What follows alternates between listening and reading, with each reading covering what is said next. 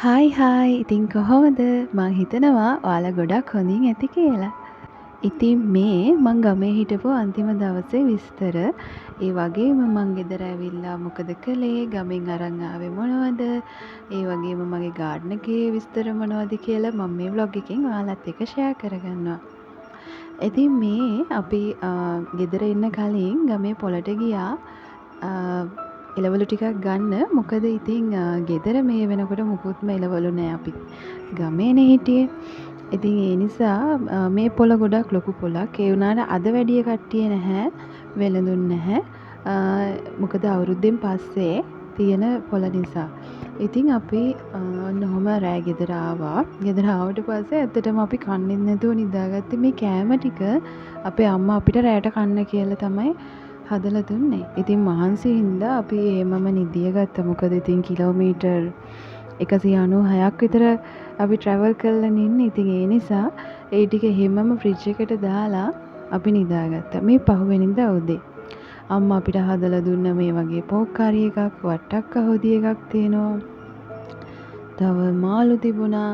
ඊට පස්සේ මේකේ තියෙනවා අච්චාරු. ඉතින් මේ ටික තමයි අද උදේ නැගිටලා අපිට කන්න තියෙන්නේ. ඊට පස්සේ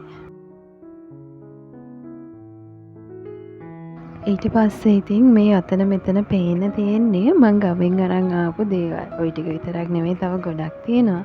ඒ ඔයාලට පෙන්නුවේ ලෙමන් වර්ගයක් අපේ ගෙදර තියෙන්නේ. ඊට පස්සේ අපි නෙල්ලි ගෙනාවා මේ ගෙදර ගහේ කෙසෙල් ගහකින් කඩා ගනිපු කෙසෙල් මුවක් තියෙනවා. ඊට පස්සේ මේ කෝලි කුට්ටු. මේ කෝලි කුට්ටු පැලේ මම දවසක හිටවල ගියපු පැලයක්. ඉතින් ඒකේ ඔන්න අස්වැන්න මට ගන්න අවස්ථාව හම්බ වුණා. ඊට පස්සේ අර තියෙන ගස් ලැබුව ඔයාලත් එක්කම කඩා ගනිපු ගස් ලැබුණේ.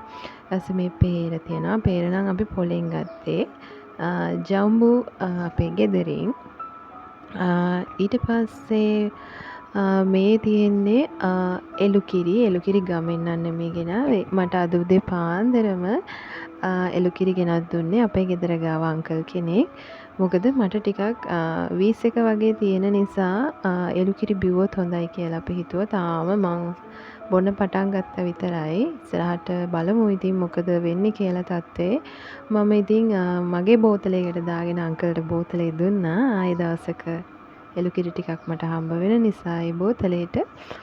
ඉතින් එළුකිරි ටිකක් බොන්න අප්පිරියයි කියලා කට්ටිය කියනවනේ. ඒ වුණාට මම අප්පිරියද කියලා බලන්නවත් ඒ විදියට මම මේ එළුකිරි විතරක්ම බිව්වේ නැහැ. මේ මොකද බයයි මට එපා වෙයි කියලා. ඒ නිසා මේ මම නෙස්කැෆේ චුට්ටක් උඩින් දාලා එහෙම තමයි එළුකිරි එක බිව්වේ. සහ මට පුරුදු නැති නිසා හැමදාම බොන්නත් එපා කිව්වා. සහ ගොඩක් බොන්නත් එපා කිව්වා. ඉතින් ඒ නිසා මම මේ එළුකිරි එක දවස් 2-3ක්ම බොනවා ෆ්‍රිජ් එකේ තියාගෙන උණු කරලා තමයි මේ දාලා තියෙන්නේ. ඊට පස්සේ මේ තියෙන්නේ අපි ගමෙන් ගෙනාවු එළවලු. ඊයේ ඇත්තටම මම මේ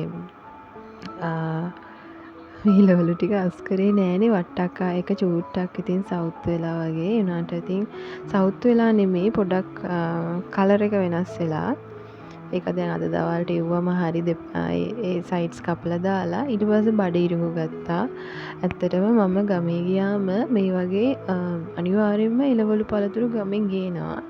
හේතුව තමයි ඒ ගමේ තියෙන්නේ වගා එළවලු නෙමෙයිනේ හේන් එළවලුනේ. එතකොට ඒ හේන් එළවලු වල අමුතු මාර රහක් තියෙනවා. ඔයාලත් මම මේ කියන දේ බලන්න. ඊට පස්සේ මේ මගේ මල් පැලේ මැරිලානේ මම කරපු මෝඩ වැඩක් නිසා මේක වුණේ. මම ඉතින් දවස් 2-3ක් ගෙදර නැති නිසා මම මේක එළියෙන් තියලා ගියේ වහී කියලා බලාපොරොත්තුවෙන්. මොකද වහින්න වගේ තමයි තිබුණේ. ඒත් මං ගෙදර එනකනොත් වැහැලා නෑ. මාර දුකයි. ඒ පැලේ ඉවරයි ඉතින්. ඊට පස්සේ තාත්තා මේ වගේ කෝලි කුට්ටු පළ දෙකක් දුන්නා අපිට. තව මල් පැලක් තියෙනවා එතන. ඉතින් මේ රෑ ඉතින් ආවේ නිකන් ගොඩක් මහන්සි වෙලානේ. ඊට පස්සේ ඒක හැම වතුර බකට් එක දාලා තියුවා. ඊට පස්සේ මේ කොස් සහ වරකා පොලොස් හම්බුණා. ඉතින් ඒවත් අරගෙන ආවා. මම තමයි ඉතින් ගමෙන් ගෙනාවු දේවල්. අර ගිනි වරකා කෑවේ අපි අර ඒ ගහේ කොස් තමයි මේ. ඊට පස්සේ මේ මගේ මල් වැල සමහර විට ඔයාලා දැකලත් ඇති. ඔන්න අපි ගෙදර එනකොට එයා මල් හදාගෙන හරිම සුවඳවත් විදියට හිටියා. එයා මං වහලේ තමයි හදලා තියෙන්නේ. එතකොට මං හිතුවා මෙහෙම වහලෙන් පහලට වැටෙනකොට ලස්සනට තියෙයි කියලා.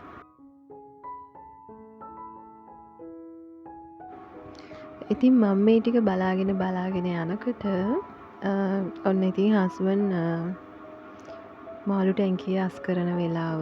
මාළු ටැංකිය කියන්නේ ඉතින් පොඩි පොන්ඩ් එකක්. ඒකේ දැන් ගොඩාක් චූටි පැටවෝ ඉන්නවා.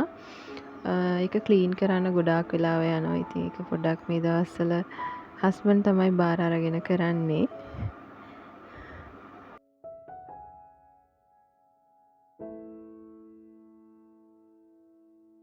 මේ එනකොට මේ වගේ සුවඳයි බලනකොට බෙලිමල් හැදිලා මාර සුවඳයි පැත්තම. ඊට පස්සේ බලමු අපේ වගා විස්තර මොනවද කියලා. මගේ කරවිල වැලක් මම මේක පස්සේ හිටවගත්තේ. ඔයාලත් එක්ක ෂෙයා කරගත්තේ නැහැ. ඊට පස්සේ ඔන්න කංකුන් එක තියෙනවා. කංකුන් දැන් කපන්න පුළුවන් ගානටම ඇවිල්ලා.